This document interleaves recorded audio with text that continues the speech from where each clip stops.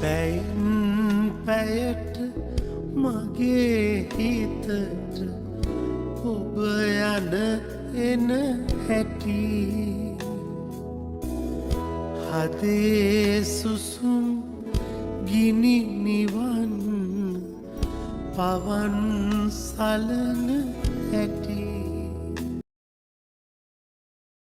ක්‍රිස්තුමන් තුළ මා ප්‍රේමවන්ත සහෝදර සහෝදරියනි, අද පෙබරවාරි මාසේ 19 වෙනිදා බ්‍රහස්පතින්දා දවසයි.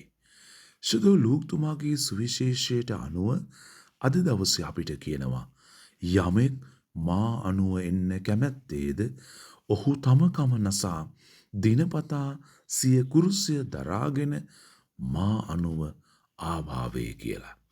සිය ජීවිතය රැකගන්න කැමති යමෙක් වේද ඔහු එය නැති කරගනී.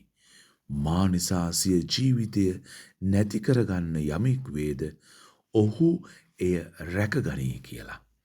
ප්‍රේමවන්ත සහෝදර සහෝදරියනි, අද මේ ශුද්ධ වූ සුවිශේෂය හරහා ඔබට මට ආරාධනා කරනවා, තම කමට තිත තියලා කුරුසයට අත තියන්නට. තම කමට තිත තියලා කුරුසයට අත තියන්නට.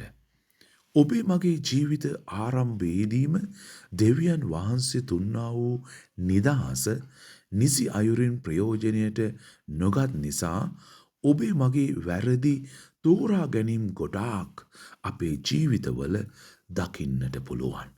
ඒ වැරදි තීන්දු තීරණ නිසා ඔබේ මගේ ජීවිත පටු මාර්ගයේ ගමන් කරනවට වඩා විශාල මාර්ගයේ ගමන් කරන්නට එදිනෙදා ජීවිතය තුළදී අපි ක්‍රියා කරපු ආකාරය ගැන හිතද්දී අපිටම ලැජ්ජ හිතෙනවා.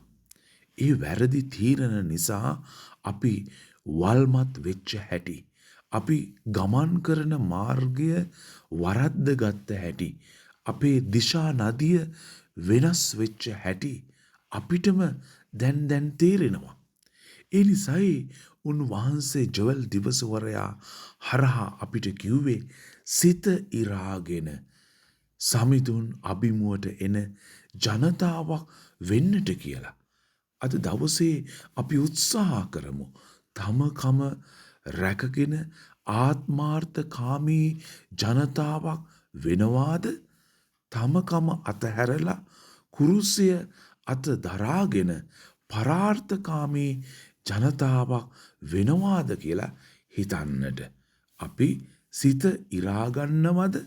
එහෙම නැත්නම් වත ඉරාගන්නවද?